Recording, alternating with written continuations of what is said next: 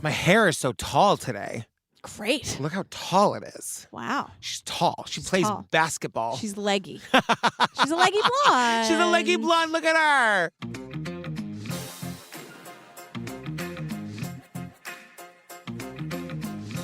Hi, Jillian Pensavali. Hi, Patrick Hines. Oh, my goodness. Hey, fam, real quick, just a reminder, if you want more Jillian and me, join us on the Patreon. Yes. Not only do you get a full ad-free bonus episode every month, but we're doing, like, really fun, cool, like, virtual hangs. So we did Drag Bingo, which we're doing every month with the amazing Schwa. It's so fun. Love Schwa. We did cocktail classes. We're doing Zoom happy hours. Yes. We're doing a magic show. I'm going to Chicago to, like, be with the musician, like, live, and then we're going to... There's a musician and a magician? Sorry, I'm a magician. I said musician, but you know what? I think magicians and musicians are just interchangeable. You made the same point. It, I was just gonna say the exact same thing. But it's so much fun. You get ad-free versions of these episodes. Tell them, oh my God, we did Love Is One. We did Love Is One. So it's ad-free versions of these episodes and then like the series, right? Yes. So we're doing like The Curious Case of Natalia Grace. We just did Love Has Won. We're figuring out Twin Flames. We're doing it. Yeah, we're doing Twin Flames. We did like all the Wild Crime series. Yes. Blood Mountain is on the list too. Just all of those ones that have like multiple episodes. I mean, it's like Making a Murderer, Serial, The Staircase, all those like back in the day. There's, I mean, literally over 400 episodes. Go check it out. It's patreon.com/truecrimeobsessed. Yeah.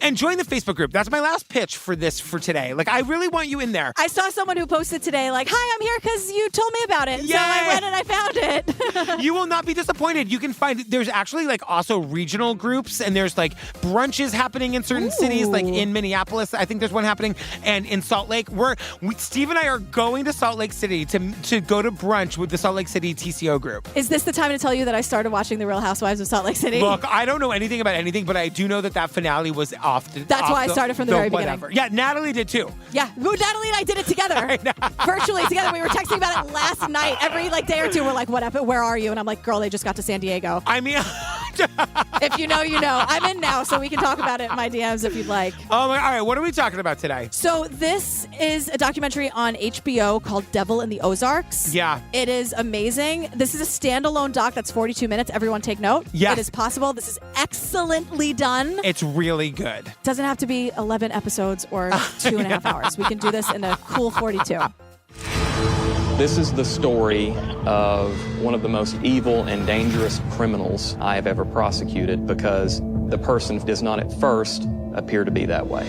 He was right there and nobody knew. I heard what I thought was someone had fired a rifle. He took a lot away from us. Sometimes I still tell myself it's not real, that didn't happen. I'll never forget what I have seen. You know, it's just disgusting to think that one man has that much power to do that. If he's not a psychopath or a sociopath, they're going to have to redefine the term. So, I was just thinking, like, we're in Rogers, Arkansas, and first of all, the abbreviation is AR, and I wasn't sure if it was Arkansas or Arizona. I really didn't know. Arizona's the Z. It's AZ. If you have a Z, Liza with a Z. If you have a Z, you point that shit out.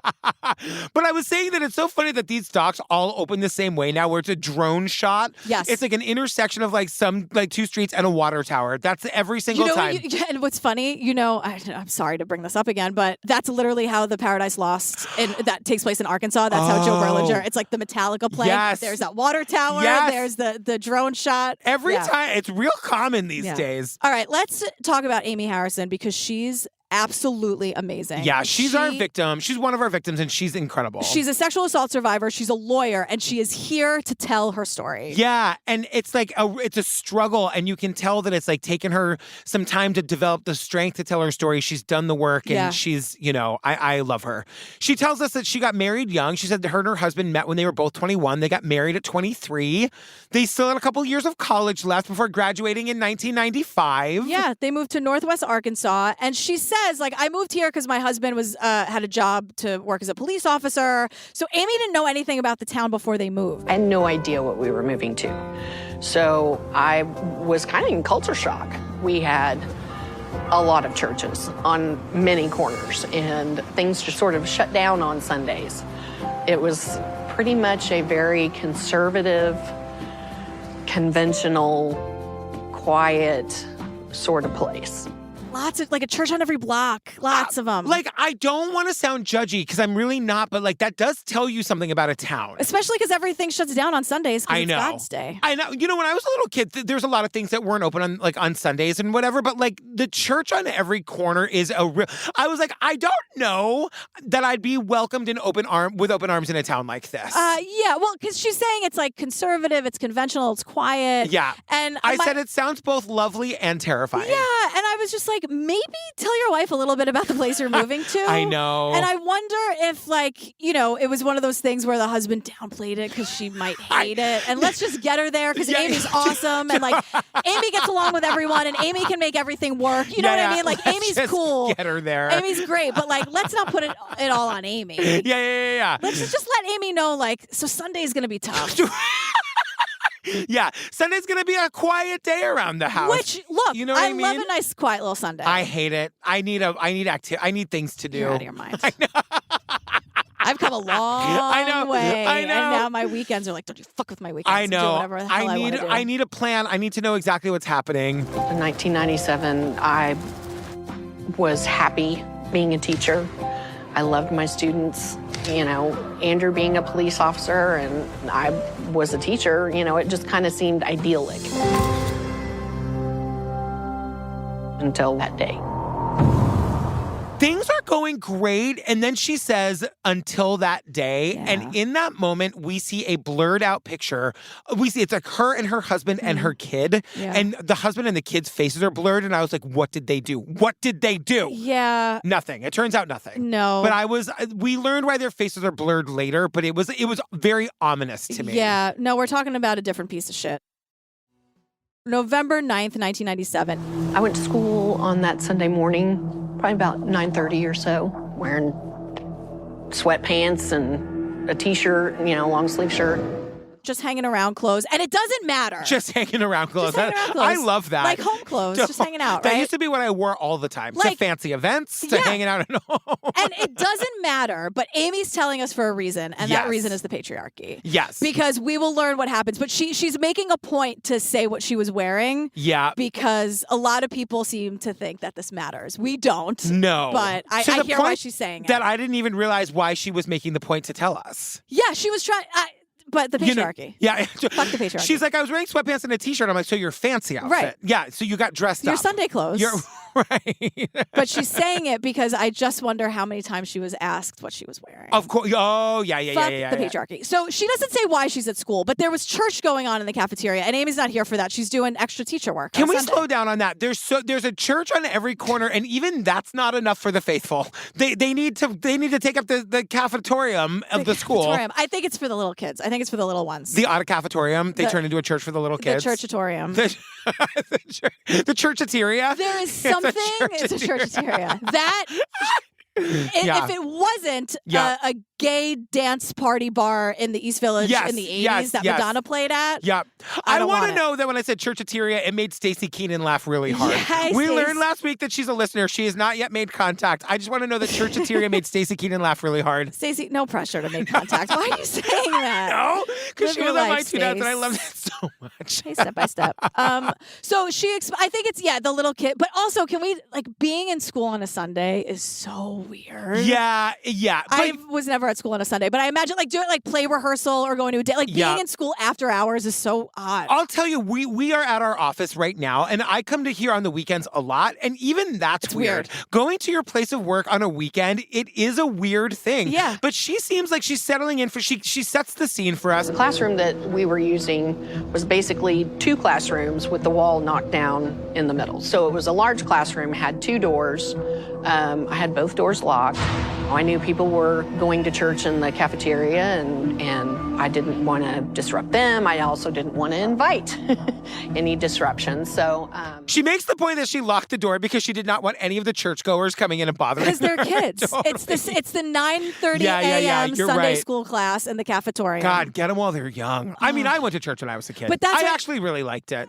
We've discussed this. I know. I really like church. It feels like church. we're discussing it weekly now. Now that I've been really hard on this town with churches on every corner, I should say, like, I fucking loved going to church. Right. I kind of miss it. Okay. Maybe I'll go back. I was going to say, New York City does have many Full a church. of churches. Yeah, that's true. Maybe not on every block like some people, but we have plenty. I will not rest until New York City has a gay bar in every block. That's my mission. Or at least Hell's Kitchen. Do you know what I mean? Hell's Kitchen has like 4. On every block. You're absolutely. If we're doing the radius. You know what? I nailed it. I'm done. I finished. I'm done. My work is done please, here. You're in the right place. You're right. So she says she's working quietly in her locked classroom, she says. Yeah. And around 10:30, she hears someone rattling at the door, like trying to get in. She like gives it a second. Again, the place is crawling with kids. So she's like, maybe it was like a wrong, like the equivalent of a wrong number, like trying to get into a room that is locked. Okay. It would be terrifying if she were alone at the school on Sunday, but thank God these people are here to praise him. And it's like 10:30 in the morning. Yes. You know what I mean? Like Yes. there's something about She's more annoyed than anything else, but she does like wait a few minutes and then goes and checks and she's just like, oh, okay, what that was that? weird. But there's nobody there. And then like 15 minutes later, she says she's got to go to the bathroom. I love that she's not going to use the students' bathroom. She goes to the teacher's lounge. Well, because the teacher's lounge, by the way, is the most forbidden place you can. Like I've never. I mean, remember the forbidden teachers lounge, and then you go in it and you're like this. I know it's like a conference room, but I would not know because I never went in because I did not want to be killed. I think when I went in, it was like after hours. Yeah, totally. The teacher's lounge was like very, very off limits at my high school. And growing up, not being a kid anymore, it's like, I get it. You just want a fucking place to yourself. Right. Can I just not be bothered? You should call it the teacher's room because calling it the teacher's lounge makes it feel like there's like a fancy coffee bar. Well, like the one at School of Rock. Yeah. In the School of Rock teacher's lounge is like a little cafe. Totally. They have like snacks and coffee and like pastries. Like, no. So she walks out of the classroom and the teacher's lounge, whatever, is like 15, 20 feet away. And she explains that the bathrooms were self-contained. So it's like literally 2 bathrooms next to each other. It's not a big public bathroom with stalls. Yes. It was like the bathroom you have in your house, only 2 of them next to each other. Yes, exactly. Right? So she uses the bathroom. So when I was coming out of the bathroom, there he was with a gun in my face. There is a guy standing there with a gun in her face, and you're like, shit, that's who tried to get into the... There are times that I'm like at home. Like the other day, I was in the bathroom brushing my teeth, and I thought I was home alone. I had my headphones in. Oh, why? Because I had probably just recently come into the house, and I hadn't taken them out yet or something. I had my headphones in, and I'm brushing my teeth. And then all of a sudden, Daisy is next to me. Right, and she jump goes, right under your skin. So... she said what, girl? She goes, girl. Oh, I thought she was like, girl. I mean, it could have been, yeah. But like, my point is, whenever I have a moment like that in my life, like we are talking about her coming out of the bathroom and there's a man with a gun in her face. Yes. And we're like, oh shit, that sucks. She must have been terrified. I try in the moments when those kinds of things happen to me, like a jump scare, to realize that like you're never going to react in a way that you think you're going to react when you're not in the moment, because it's only when you're in the moment of actual panic that you realize you are not in control of anything. Yes. You know what I mean? Like Absolutely. you are so completely scared out of your... So like that's what she is feeling she opens the door and there's a fucking gun in her face, and that must be the her internal body chemistry changes in that moment. You think you're alone. She knew she was alone. And also it's like the intimacy of being in a bathroom and then just coming out and you've just sort of like refreshed yourself a little and you're like ready to go. And then it's like this roadblock of terror. Yep. So this asshole was wearing sunglasses and a ski mask, but she could see everything from the nose down. Pretty bad mask, idiot. Keep it up. I was Stay thinking, stupid, like, did morons. he fold up the bottom part of the mask or something? Because this becomes important later. Yeah. She can see his entire face from the nose down. Yeah. So Great. like, what? Keep it up. You know what? Keep I'm it up. saying nothing. Keep it up. You know what I say there? I almost give the guy a hero bell. Oh, not doing that. Ooh, I don't want to do that. No. So, trigger warning, everyone. We're going to get into what happened to Amy. So, the guy tells her to go back into the bathroom. He had me take off some of my clothes and was telling me what to do to him. After that, he decided to take me to another classroom that was next to the teacher's lounge, and that's where he continued to rape me. So hearing Amy talk about this is unbelievable because she's so strong and everything she says is just so important. And she says, she's furious. When she's later talking about telling other people or other people's reactions to her when they find out that she's been raped, she said, the fact that I can tell somebody what happened to me, this horrible, violent thing is summed up in one word, is not right. It's not fair. It does not describe, we know what that word means, but it does not really tell you what the effect effect that it has on her. Yeah, the weight of it. Yeah, that really, really stuck with me. That like that is one of the things that she grapples with. Not only that this horrible thing happened to her, but that we have a word for it that means what it means, but does not at all mean what she actually feels. Right, because everyone's experience is so different. So you hear it and you're like, oh, that's awful. Yes. And it's, yes, it is people, but like Amy's experience is so singular to her. And she also describes that like when she would hear about other women, other people who had been raped, that you instantly feel sorry for them. Yeah. And that like I mean, it hasn't happened to me, so I don't want to speak for anybody, but like she's now gone from the person who has the ability to feel sorry for somebody that this has happened to the person who's being pitied. Mm-hmm. And that there is an acceptance to now being a quote victim. Mm-hmm. Now we say survivor, but also like a victim. And so that like Amy is so generous in sharing the full spectrum of like of her experience and what it means. We've seen countless rape victims in these documentaries, and for Amy to like take the time to say the word rape is the word that we use to describe what happened to me, but does not at all describe what happened to me. It's not enough. Yeah. So she's furious, and she explains that he stops and tells her to stay exactly where she is and says, "Do not come out until I leave." Yeah. So eventually Amy runs out of the room. She sees the custodian. Yeah. Tells the custodian what happens, and this guy calls 911, and we hear it. Yes, this is Hillary School in Rogers. Yes, sir. We just had a teacher molested in the bathroom here. A teacher, sir? Yes. Who did it? We don't know. She went in the bathroom and someone grabbed her. Okay, is the person still there? Yes, no, I don't know that. But the teacher's here. Okay, is she there by the phone? Could we get a policeman here? Yes, sir. Get her on the phone. Just a minute. Now, I wanted to just, like, take a minute for the custodian here because he's, like, I mean, custodians are unsung heroes just in general, but, like, he is encountered by this very frantic woman, and when we hear the 911 call, he is so calm, and he knows his fucking job right now is to get the police here as fast as possible, relay the information. It's a quick moment in the documentary, but I really was like, wow, if it were me, I would be feeling all of her emotions, and I feel like I would be frantic, and he manages to stay calm and do the job. Yeah, and at the same time, you can hear the appropriate urgency and horror in his voice. Yes, like he's not just relaying information. Yes. This woman's emotional. You know, you could feel it. Yeah. But then, because the dispatcher is like, is she there? Get her on the phone. Yes. And Amy's on the phone, and you can hear that she can't even believe what she's saying. Yes. She can't. She's still, it just happened. It's like Sunday morning at 11 a.m. or something. She can't even believe like what she's describing. She's like, they're having church in the cafeteria. Yes. Like, it's just so heartbreaking to hear her speak about it in moments after, seconds after, you know, 90 seconds or something after this life-changing thing happened to her.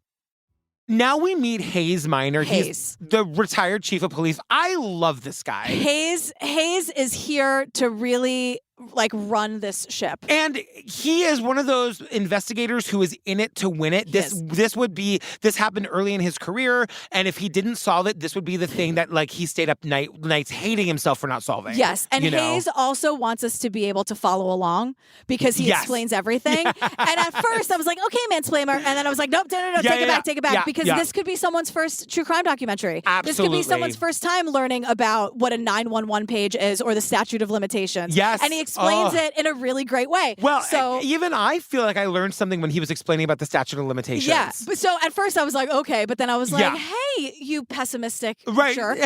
I said to myself, I was like, wait a second. Pessimistic Patty. Because it could be someone's first time watching this. And he does a great job of making sure that we're following what's happening instead of having to side goop. Yeah. And he says that like he learns that Amy Harrison had been raped at the school. And he says, obviously I knew who that was because remember, Amy's husband is a police officer in the town.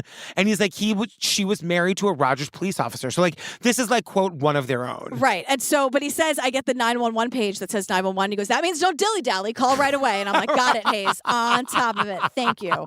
So yeah. He gets in the car, he hustles down to the school, he tells us. He hauled ass down to the school. Yeah. We did everything we could to try to get, whatever kind of forensic evidence there was. There was a rug where one of the assaults had taken place when, took the entire rug. The handrails that went up the stairs where he forced her to go for the second part of the assault. We took the entire handrail. They took the entire handrail that they passed when he took her to the second room. They just like took the banister off. Yep. And now, meanwhile, Amy is at the hospital going through the process of what happens after you're assaulted and the cops are called. And, she's explaining to us because, many of us don't know what happened, what the rape victim goes through next. When they report it. Yes, because it's not over when the assault is over. You've got to go face a battery of doctors and nurses and tell them what happened. They're giving her all kinds of drugs. Wishing that Olivia Benson's the one walking through the door who knows how to talk to you. Yes, and she's saying it's drugs to prevent HIV, other sexually transmitted diseases, Getting examined, drugs to make sure that she doesn't get pregnant. Right. And then she says the rape kit, but I know we don't use that expression anymore. I think it's now called the sexual assault evidence kit. Evidence kit, yeah. But it's her, they're doing what they can to collect the sample so that hopefully they can fucking get this guy someday. But the survivor has to go through this secondary trauma after the trauma of the assault. And Amy gives a statement to the police and she tells them everything. She has really good information to tell. And that's not to say that there's good and bad information. I'm just saying, reading everything that Amy said, it's oh my God. And maybe it's because she knew the officer and felt more comfortable because her husband was a cop. We don't know. They're asking her any identifying factors that she might have picked up. And she says, and he bent down and his head was by mine. And I noticed that he had whiskers, like he hadn't shaved in several days.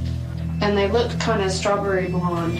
I tried to pay attention as much as possible to whatever I could about this person. I thought it was strange that he had only socks on and no shoes, and his socks were very dirty on the bottom. Were they? And his socks were super dirty on the bottom. Yeah. And they're and the officer's okay, well, were they green like he'd been walking in grass? Or dirty how? Or dirty, and she's like brown dirt. With leaves on them. Yeah, she goes little bitty leaf parts on the soles of his feet. And I'm this guy wasn't wearing shoes. Well, Amy thinks he wasn't wearing shoes so that she wouldn't hear him come in. It would be a softer stride or whatever. And she says... This is insane. He said to her that Amy knew him or that she had seen him around. The attacker said this to her. Yeah, that they know each other, that they had some kind of contact. And he asked her if she recognizes his voice. And I'm oh shit, we have to know where this is going, right? Yeah, but she says I didn't know his nothing came to mind. My thought here was oh my God, is it her own husband? He's a cop. This guy's a cop. I know.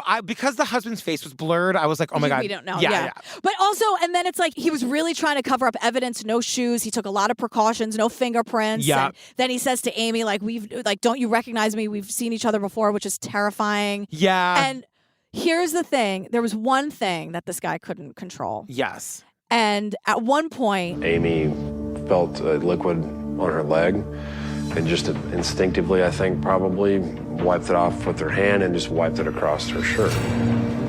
It was not a conscious thing for me to wipe away his semen. I was definitely disgusted. I didn't want him on me. And he immediately says, "What was that? What'd you do?" And he clocks that. He's what the hell was that? Yes. And it doesn't matter because purposely or not, she got this piece of shit's DNA. Yeah. Yeah. That is the headline here. And Hayes, the cop, is saying, as we're talking through all of this stuff, how would this guy know so much about what evidence we would collect? I don't know. Right. I wonder. Clearly this guy's got to be a cop. Right. So they sent the DNA sample through the system and there's no match. Right. But Amy gave him so much information. It's crazy because they do this thing and they are not the first people or only people to do this way of doing sketches. I just think it's very cool. Yes. Because they give her 100 different options of hair types and mustaches, noses, chins. And they're actual sketches of generic faces, facial structures, mustaches. I'd never seen that before, and I was so she can mix and match them. So instead of describing what a chin would look like, she can pick which one it looked like out of 100 different sketches, and then put it together that way. It's a very cool thing. I just want to say too that Amy makes the point to say that law enforcement went far and wide. They're interviewing everybody in her life, everybody who worked at the school, everybody who lives in the community, and I just wanted to say I hope they're not just doing that for her because she's married to a cop. I want to believe that every victim gets treated this way. Yeah, me too. One day.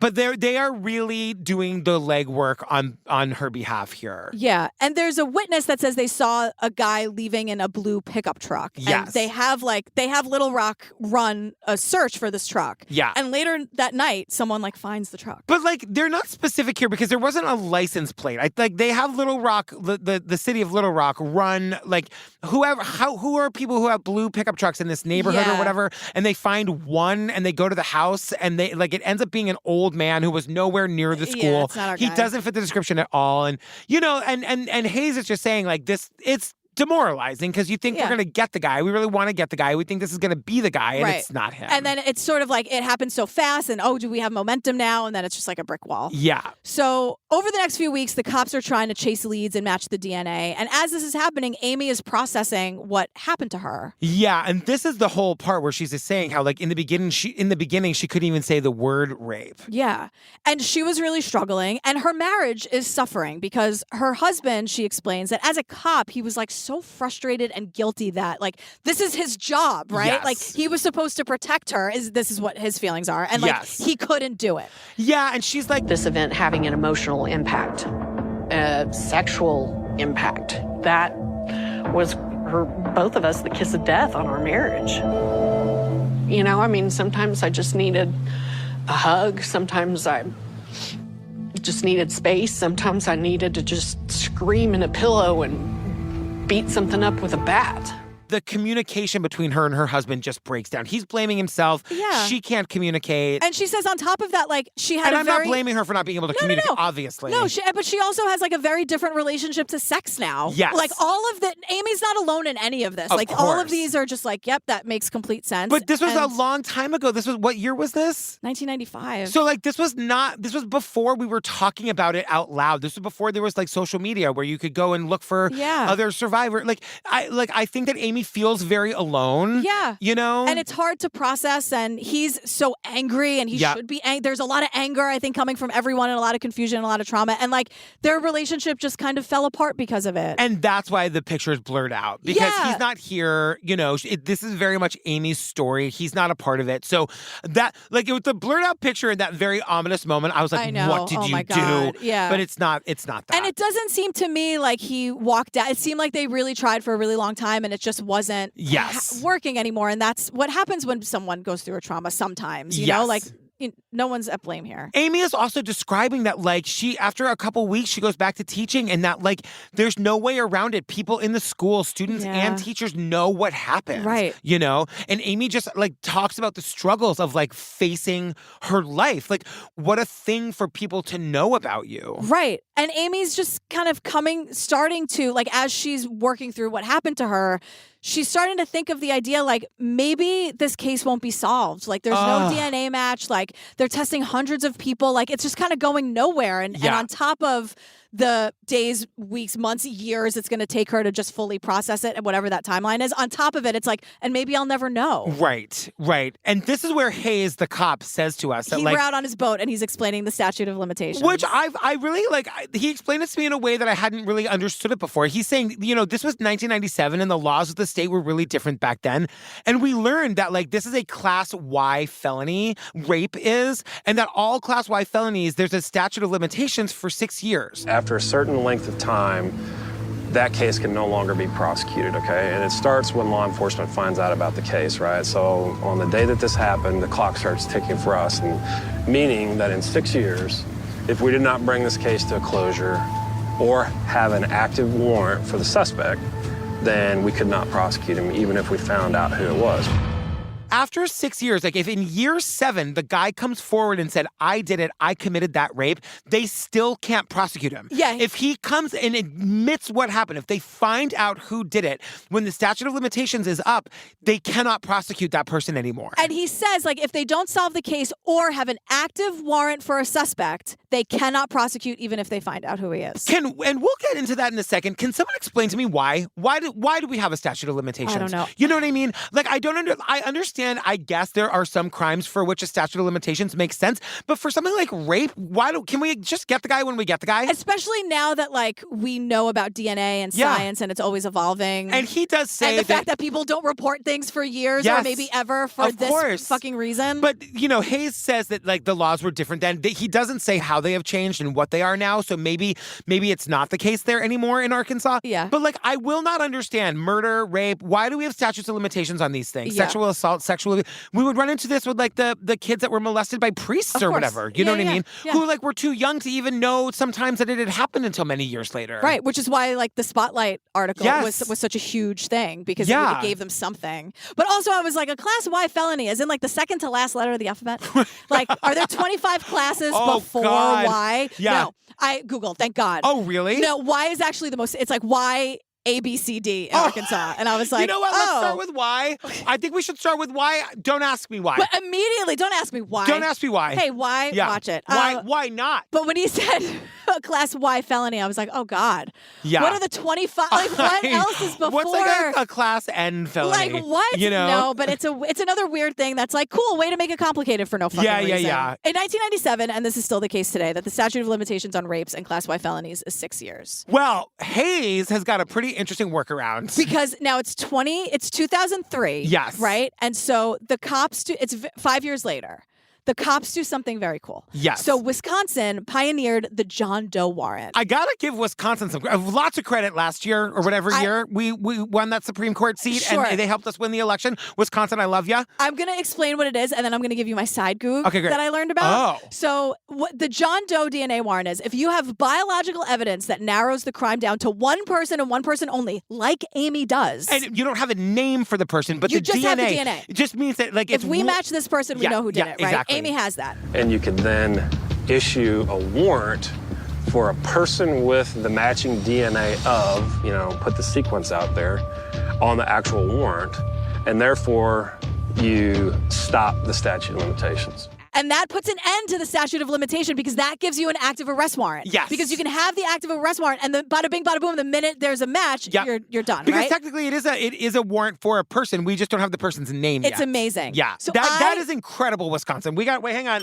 Wait. We get a full-on hero bell. The guy's name, it's a prosecutor. I Googled. I was like, who came up with the John Doe thing? Oh, wow. It's really interesting. His name, he's a prosecutor named Norman Gahn, and he came up with this. And he's an innovator when it comes to like using DNA, even starting in like the 80s, and especially in sexual assault cases. He was talking about it back in the 80s. Think about that, right? He was the first recipient of the Lifetime Legal Innovator Award given out by the State Bar of Wisconsin. Hero bell, Norman Gahn? Norman Gahn, prosecutor Norman Gahn. Yes, Norman. He was like, well, this was a nice surprise. Like the quote in the Wisconsin Bee was like, I was not expecting this, but thank you so much. But he really pioneered, and it was DNA. Just look him up. It's like wow. The articles I read about what he did specifically to like pioneer this John Doe warrant is fucking amazing. That is a really, really great, because like just to really drive it home, if you don't have an active warrant after 6 years, you can't ever prosecute. But and this guy's idea, and like 6 years in one day, you can match it and it still doesn't matter. I love that he just like sat up in the middle of the night and was like, Eureka! In like 1989. Yeah, because it makes sense. If the DNA only points to one person and one person only, it makes complete sense. Yeah, and so they do it in this case. I love that the prosecutor and the judge are like, fuck yes, Norman Gahn. Let's go. Yes. So now we're in Gateway, Arkansas, 18 miles north of Rogers. You can still shoot guns in the city limits, but it's pretty quiet. Whoa. Yikes. You can still shoot your guns in the city limits. But well, it's quiet. God. It's a nice, quiet little town.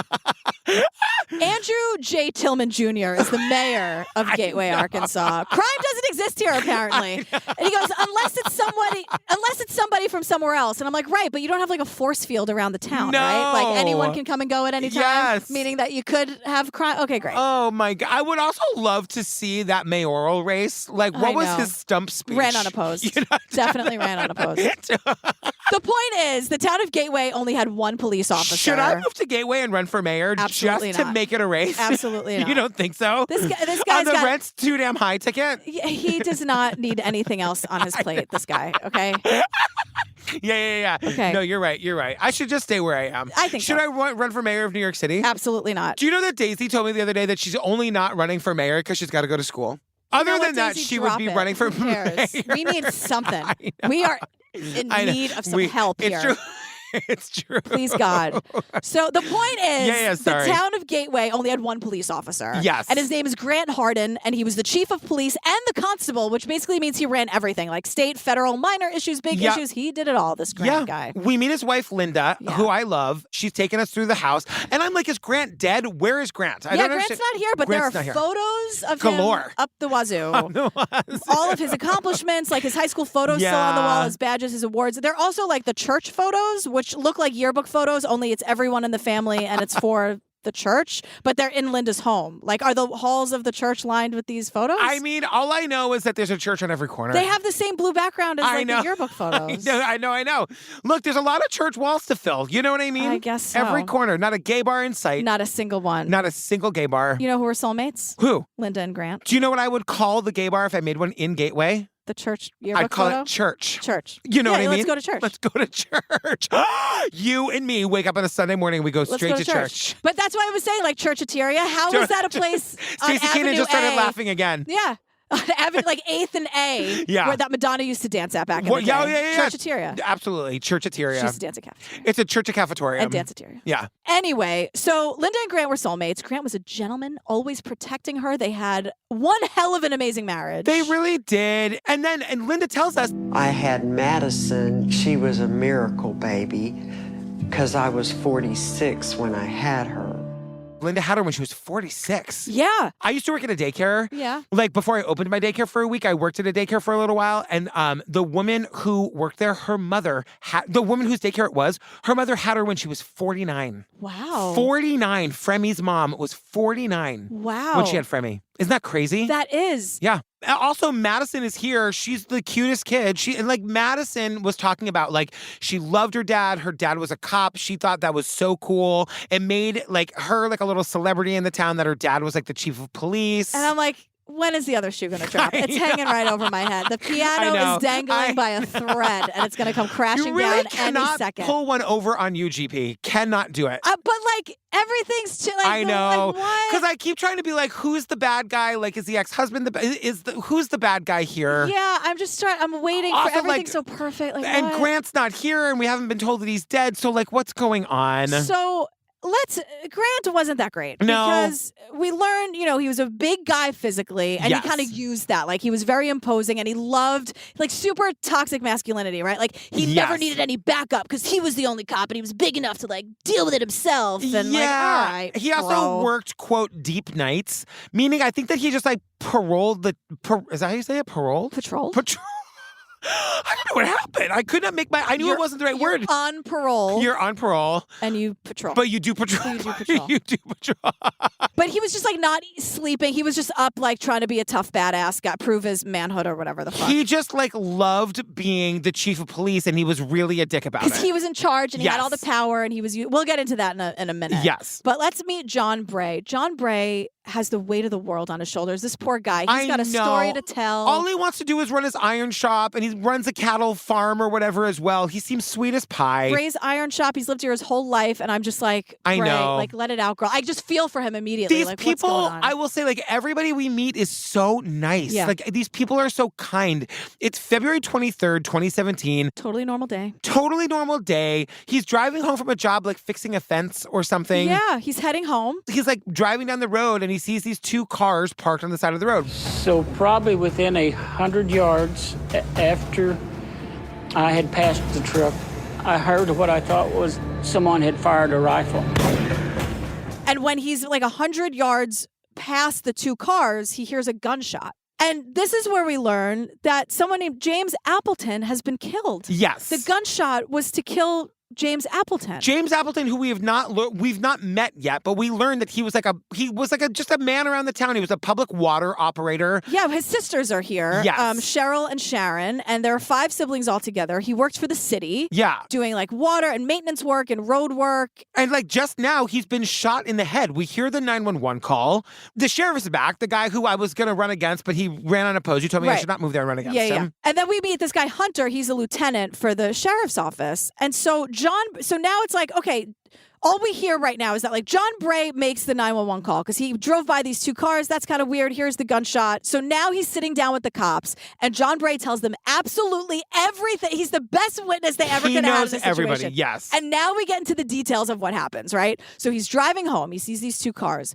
A white car parked behind a truck. The white car is flagging people around. Like, when you're parked on the side of the road, like, go around, nothing to see here. Or, like, I'm having car trouble. We see the actual road, and I'm like, they're pulled onto the grass. Like, you don't need to tell the people to drive past you. Like, you would just naturally do that. And I think it's one of those small towns where someone's just bound to stop and be like, how can I help? What's going on? Yeah, so the guy's just like, whoever's sitting behind the truck is like, no, don't worry about it. Yeah. So John is flagged around and he's driving by and he looks into the truck and it's James Appleton. Yes. And James is on the phone. And he knows James. And they do that little wave where you're on the phone, you can't talk. Yes. Like, hi. Yeah. And John keeps driving. Now, James Appleton, our victim here, was on the phone with Andrew, the mayor of the town. Yes. And we know And he's this. like, do you think that Heinz character is going to come down here and run against me? And they're like, not a chance. Not a chance. So James Appleton, our victim, is calling to report this other car on the road that's flagging everybody down. Yes. Because it doesn't look right. And so as James Appleton is on the phone, James was narrating the whole thing to the mayor. James on the phone, when he called me, he says, there's that car sitting behind me and he's not moving.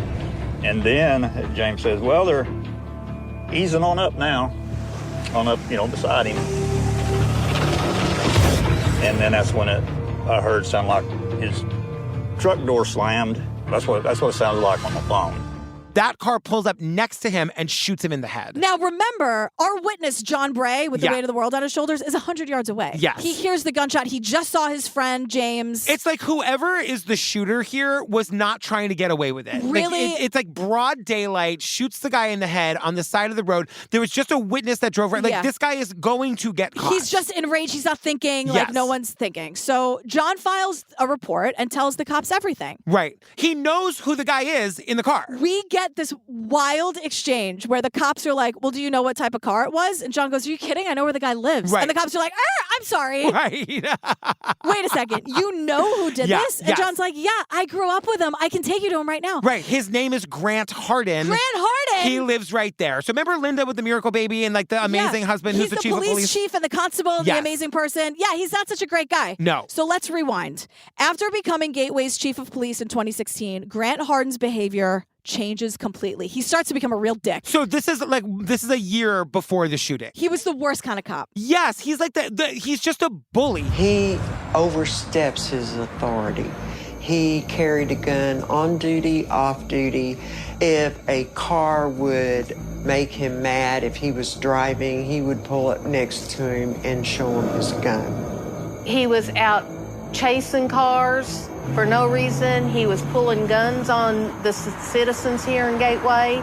He had like road rage incidents. He was just looking for fights and he was a dick. Here's my question though. What was his behavior like before he was chief of police? Like, why would you vote him in? It had to be kind of similar. Maybe he did that masking thing where it's like he was kind of great. Or who wants to be in charge of the whole town? I like guess that that's true. Idiot. You know what I mean? Yeah. So I'm sure some of it, or some people maybe saw it as like, he's just such a good protector. He's just so aware. But once he actually had like the 2 badges where he was in charge of everything, then he just went wild. So, and we learned that in spring of 2016, Harden, the shooter, had a run-in with James Appleton, the victim. Right. It's a little unclear, but basically, like, Harden was, like, sort of joyriding one of the police cars, like, in the middle of the woods and, like, wrecks the undercarriage of the police car. Like, off-road. Like, he wasn't on a road. Like, he just wrecked the car. All this, like, brush and grass and, like, sticks and shit, like, got into the car. Right. So, and then he just, like, demanded that James fix it. And so, like, I guess James Appleton, like, he's kind of the handyman around town. So I guess, like, he takes the car to Appleton, and Appleton says to him, I'm not going to fix this for you because you're, like, a hooligan out there doing shenanigans. Well, I'm not going to do something for you for free because you're screaming at me because you destroyed your car because you were an idiot. That was unclear to me. They were asking him to fix the car for free? I think. Because I'm kind of like, why would Appleton, a job's a job. Why would he say no? No, I think Grant was like, I'm the police officer and you got to do what I say. Right. Fucking whatever. and James Appleton rightly was like, no. Like, you have to pay me for my... I think that's what it was, that he was just... That makes much more sense to me. That was not made clear in this moment in the documentary. That's what I gathered from it. If I'm wrong, I'm wrong. It must be that, because Appleton says no and, like, sends him away. And the police chief, Harden, is like...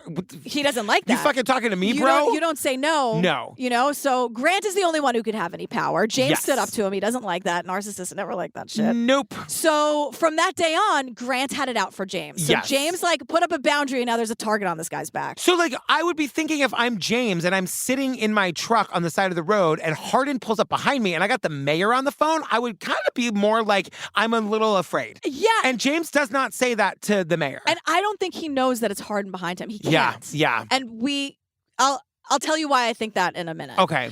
I'll tell you right now, because the city council made an offer to him, either he resigned or he was going to get fired.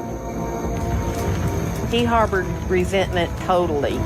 Either resign or you're fired. Yeah, and he had only been police chief for 4 months when this happened. And this is Arkansas. They let the cops do whatever they want down there. You gotta be a real piece of work. Whoa. Yeah. But Grant Harden, once again, was furious. Like, he's mortified, he's resentful, he's very angry. So I think, like, James didn't know it as, like, the chief of everything's car. It was just like a car. Yeah. You know? And the murder is 9 months later. So he's police chief. He has the run-in with James Appleton. 4 months later, he's fired. And 9 months later, he kills James Appleton. Right. Now we're back to February 23rd, it's 2017. The day of the murder. Right. And so Grant Harden is out doing, like, yard work. Yeah. And he comes into the house. We get the backstory of, like, what led up to the murder. Yeah. Like, he comes into the house and he tells his wife and daughter, you know what? We're going out. We're going to Chili's or whatever. No shade to Chili's. I love a corporate restaurant. Send me to Applebee's, please. We go to the Cheesecake Factory, like, once a month at least. Are you kidding me? I know. Love it. But I'm just saying, like, he's going to take them out to eat. And he's like, but you know what? Take your time. There's no rush. Like, I just had this idea. Like, I've done that to Mike before. Where it's like 3 PM. It's like, do you want to go out to dinner later? Totally. Let's okay, that'll like be the plan for the rest of the day, and like we'll have dinner at 7, like that kind of thing. Yes. Only not as cute. Right. So he's like, no rush. So they're in their house, like Linda and Madison are like taking their time, just like Grant said they could. He's in the front yard, and then suddenly, like a freaking bat out of hell, he's in the car and he's leaving. Yeah. What? And like the mayor tells us, trying to piece together like what the hell happened. He's like, the only thing I can figure is that James, the guy who wouldn't fix the car. James went by Harding's house. Harding had to been outside, but I don't think he had time to go in and get a gun and stuff, so it looks to me like that he probably was in his car, and then when he seen James go by, then he takes out after him. We know that Mr. Harden was outside working in the yard, so it's, easily could have happened. And Harden sees James drive by, and for whatever reason, this is the moment that Harden, like, loses his mind. Because he would do this. Yes. He would chase people down. Yes. And he always had a gun on him, and he would, like, go out looking for fights. So it's not that far-fetched that he was like, that's that motherfucker who wouldn't fix my car that I destroyed. And the mayor is also, like, we also know that Harden always had guns everywhere, so he definitely, like, didn't have to go into the house to get the gun that he killed. No, it's James. the car gun. It's the car gun. You know what exactly. I mean? What they're saying is, like, Harden jumps in his... He's like, I'm going to take you guys out to dinner. BRB jumps in his car, starts chasing James Appleton down the road. Right. So then he shoots and kills James Appleton. Broad daylight, dinner plans in an hour. And comes back within 10 minutes. Yes. Because Linda's like, suddenly there was a major rush to get to dinner. Like, he said to take our time, and then suddenly it's like, nope, we have to go this minute. Which is also confusing to me because it's like, so the mad rush wasn't to get out of town and try to get away with this. For some reason, like, he knows he's going to get caught, right? Like, if he's like, he's not trying to escape, he's just trying to not be home when the cops come. Because then he leaves the murder car at home. They take the other car to dinner. But he's not trying to flee. So I said to you before we started recording, I had like a thought about this. Yeah. This reminded me of the Aaron Hernandez documentary. Remember, like, Aaron Hernandez was the football player that had that traumatic brain injury situation that made him super, super violent. Yes. And he killed those guys who like bumped into him at the club. Like, he followed them out of the club and then drove, like, literally pulled up next to them in the car and shot into the car and killed them both. This feels like that. Like, it feels like there's something wrong with this guy. Like, there is. It feels like this is not even a quote normal murder situation. Right. Like, something in him was broken. I think for whatever reason, he blamed James Appleton for him getting fired. Yes. Or forced to resign. Like, he just had like a thing for James. It was a target. He became obsessed with hating him. Yeah. And I think he was like, here's my fucking chance. I can't take it anymore. I have to kill him. It was weird to me that there was so much urgency to get the women to the restaurant, but not like him to like flee the town. And then when they're at dinner, he's like super lovey. And he's saying goodbye. Oh my God. He's literally like, Madison is like, I just remember he kept saying, I love you, I love you, I love you to both of me and my mom. And he made several statements to them that certainly in hindsight were prescient, because he said, look, if we don't see each other anymore, just always know that I love you and things like that. So looking back, you can see that he was already working out in his mind that this was not going to work out. He was like taking them out for one last meal, basically. It's just like what is going through his mind at this point? Yeah, he knows he's caught. Yeah. But like that didn't matter. He had to win over James Yes. Appleton. So while the family's at dinner, the cops already know that Grant Harden killed James Appleton because their best friend John Bray brought them to the house, essentially. 8 people live in this town. They all know each other. They all know each other. Yeah. Exactly to your point that this was just a rage-fueled. Yes. Like it was just like his body just did this horrible thing. And it's weird, too. I'm sorry. I'm not saying that to take any blame from him. I'm No, not saying of like course. he couldn't help it. Of course. I think he's just a bad guy, and he snapped, and he was like, he put James Harden, I think, became like a vehicle for all of his hatred and embarrassment and jealousy and all this stuff. Yeah, and it's like the cops aren't even out looking for him yet. They're still at the crime scene, like trying to gather evidence or whatever. And like Harden and his family are on their way home from dinner, and there's a traffic checkpoint because they're looking for they're not looking for him, but they're like not going to let him leave town either. It's the same road. He has to drive by the crime scene to get home. He's literally driving by the crime scene, and the cop stops him and asks his name, and he gives him his name, and they're like, yeah, come with us. Could you please come with us, murderer? And so we see the interrogation. I know. I mean, it's all very calm. And this is, I don't know if this was shade or a dig, but I was like, ooh, narcissist doesn't like that one. Because they're like... I know. Did you used to be a police officer somewhere? Or I recognized you, but I wasn't 100% sure where I knew you from. But somebody said that you used to be a police officer in Gateway, or... And a constable. You were a constable here, too. Fort Benton County? Yeah. Don't I know you? Yes. Were you the police chief? I can't place where you are. And something about like not being recognized. I know. I'm sure killed him. That's what the cop says. Because like, just to give you the timeline, he was police chief for 4 months, 9 months ago. Right. So like whoever the cop is now in this tiny little town is either pretending not to know him or he's, it was very, I thought I have the same Loved notes. it, right? Yeah. Whether intentional or not, loved. Yeah. So the cops they're like, we know you did it. You got to tell us everything. And now he's a cop, right? Right. And he's like, no, I have to, he literally says, I have to remain silent. I'm not saying anything. And it's funny too, because I was like, it's amazing the number of times killers actually get away with it just by remaining silent. Yeah. You know what I mean? Except for this guy. It's a roll of the dice. He's like, I'm probably not going to get away with it, but you never know. They could buy me an hour or two. Right. And the cops are like, okay, that's great, but it didn't matter because we have all this evidence against you. So you can remain silent, but I'm putting these handcuffs on you because you are under arrest for the murder of James Appleton.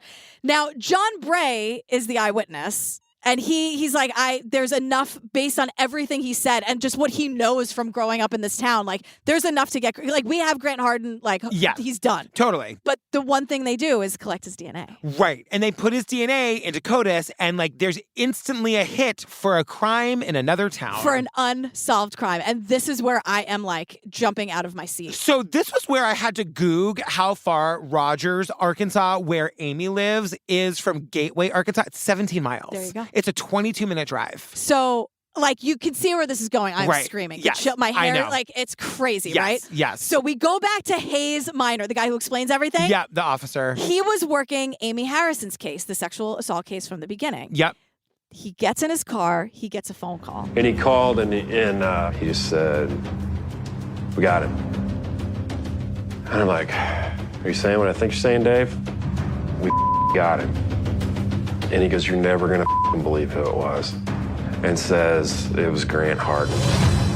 And Dave goes, "We fucking got him." We fucking got him. And Dave goes, "And guess what? You're not gonna fucking believe who it is." I know. And he goes, "Who? Grant Harden." And Hayes is like, "How do I know that name? Yep. How do I know that name?" And Dave's like, "Girl, it's the chief of police." From Gateway. Hayes cannot handle it. I know. He was like, "I was in meetings with him. Like, did I shake his hand? I hope I didn't touch the guy. Yeah. Like, I knew him." He's like, I knew him. And he's just like, Hayes doesn't say it explicitly, but like, Harden is just the kind of guy you just get fucking bad vibes from. You know what I mean? Totally. The definition of the man you always talk about, the guy at the bar who you always want to know Always where he have is. an eye on. So like, Hayes instinctively knew he didn't fucking like this guy. Yeah. The guy, like, also, like, if you're a police officer like Hayes in a neighboring town where the police chief in the other town gets fired after 4 months, of course you know this guy. Right, and because he was terrorizing everyone anyway. Yes. So I just love that back and forth because Hayes is cursing a lot. I know. I wasn't adding that. Like, Yeah, he was yeah. saying, like, it was amazing. But we learned that at the time of Amy's rape, remember Harden, who we now know is the rapist, was like, "Do you remember me? Do you know me? Do you recognize my voice?" And Amy is saying to us, like, there is no connection between Grant Harden and Amy, her family, the school, the community, even. Like, she didn't know him. him. But it speaks to the fact that he thought everyone did know him. Yes. Because he was the big man about town. Yep. And it just shows like he was sick. Yes. Like he's a disgusting piece of shit. And Amy gets the call and she tells us like she was in her living room. She just like jumps off the couch. She's like, there's going to be closure for her. She's going to know who this was and that guy's going to be brought to justice. Right. So 21 years later, Amy is called in to make a photo ID. Right. Remember, she did the sketch with all the different facial features. Right. And he had a mask that only covered his eyes, but she knew what he looked like from the nose down. Nose down, yeah. So they ask Amy to look at 12 driver's license. Yeah. And she does this thing where she puts her thumb on. I'm going to start crying. I know. I've just put my thumb over each driver's license head, so that I could see from the nose down. And out of like 9, 12 faces, I was able to pick his out. Haven't seen half his face 21 years earlier. She picked the son out. If that's not attention to detail, I don't know what is. Of the 12 pictures that she saw, she picked him right out. And Hayes, 18 years later. 21 years later. Oh, yes, 2018, 21 years later. Right. And so Hayes, says to us, and he does his face, and he goes, 21 years later, and she picked out that son of a bitch. Yeah, and he kind of looks like she's awesome. Yes. Like, he gives us this amazing face that's like... The hero belt for Amy. Like, there's nothing more to say, right? Yeah. Like, she's just a fucking hero. Like, a little nod and eyebrow raise, like, she got that son of a bitch. Yep, and Hayes is so... I mean, this is the case that keeps him up at night. Yeah. You know what I mean? Like, he is so years. gratified to know that there's going to be closure and fucking justice in this case. And what was this piece of shit doing for 21 years? I know. What was he, a nice guy, except for those 2 times? No. Like, there are probably many other things that he did that he got away with. Either didn't get reported or there wasn't DNA left. And Amy said, like, I didn't know him through my husband, but I knew he was law enforcement because he knew how to get away with it. He knew how to hide evidence. Yes, like he knew not to touch things. That's why he came in his stocking feet. Right. And he was just like, he didn't like that she touched his DNA. Yes. Like, he was all over it. But like, this guy is evil because he knew that Amy had his DNA and he was still like parading around as this great protector and like abusing his power. 17 miles away. You know what I mean? Like, he knows this crime happened in this other town. Right. Like, he's the ultimate perpetrator hiding in plain sight. Right. And he's like parading himself around like the great protector. I know. It's unbelievable. I know. So he killed James Appleton. He abused Amy Harrison and he pleaded guilty to both of those crimes, right? Yeah. And he's serving 50 years in prison. So bye. Yeah, bye. But we end with the families and with Amy. So, like, James's family is devastated. And there are a lot of feelings here. Oh, of course. Because like, Linda is like here to say, like, my husband was a piece of shit. I just didn't know. Yeah. And then James, the murder victim's family, is like... I felt glad that they had found the person that did this to her. But in the meantime, too, I felt sad that it took my brother's life to find this person that did this. It took my brother to get his DNA. It took their loved one's murder to get the DNA to get to this point. So, like, that's always going to be sad and complicated and hard for them. Yes. And Amy is going through newspaper clippings, and she's like, oh, here's me when he got sent to prison. Yeah. Here I am hugging the prosecutor. She's, like, adorably giddy at her justice that she got. And I just thought this was, like, so well done. And I just, like, I love Amy, and my heart goes out to James's family. So this was a really great doc. It was really good. This was like, good, right? when you all are asking us what are docs we love, this is a great one. Yes. They ticked a lot of boxes of things that we should be doing in this world. You know? I agree. There you go. Oh, girl, we did. What's it called? Devil in the Ozarks. Oh, God, it was crazy. Really crazy. Fam, quick reminder, I am going on tour in March. This is the last time I'm ever doing the book party. So this is it. There's 5 more shows. I do have other things like lined up down the road for the summer and the fall. But like if you want to see the book party, which I love, it's coming to an end. Thank you so much.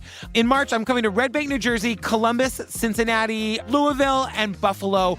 Come and see me. It's a party. It's an hour-long show. It's really funny and fun. And then it just turns into a party. We hang out. We drink, we do pictures, I sign books, I stay as long as you want, It's we like listen to music. It's like a party. There's like no time limit. And especially these last 5 shows, like I'm going to be soaking in every second with you all. So come and see me. Get your tickets at patrickfails.com. It's like the Rolling Stones. You're going on a farewell tour, but you're not going anywhere. Yeah, so it's the farewell tour for this show, but then you have other things planned. Yeah, that's it. You are basically Mick Jagger. I'd like come say goodbye to this beautiful show with me. It's been really fun. Yeah. Join our Facebook group. It's the True Crime Obsessed Podcast discussion group. Join us on Patreon. Yep. What are we doing next? We are doing investigating the murder of Lorenzen Wright. Ooh. He was that basketball player who was murdered, and there's a lot around. It's a pretty wild story. Wow. Yeah. All right. Well, stay tuned for the trailer for that. Our funny and hilarious outtakes, if we had any. I don't know. Yeah, I don't know. I don't know either. They did not. This was a heavy one, but a really good one. It was very well done. Yeah. And 42 minutes. I know. Take note, everyone. We can do it. If we all work together, we can do it. Yes. All right, fam. We love you. We love you. Bye. Bye. We checked all his friends from here to Atlanta, Mississippi, everywhere, so I don't have a clue. Deborah Marion is talking about her son, Lorenzen Wright. The last time anyone in her family saw the 6'11" former NBA player was Sunday night. Marion says Wright was at his ex-wife's home in Collierville between 10 and 11. When the ex woke up, he was gone. Their car still in the driveway. That weekend, he needed to be home for his sister's baby shower. He never showed up. I called him all that day. Never answered the phone, never returned my call. I'm talking the whole 3 days, and he didn't call nobody back.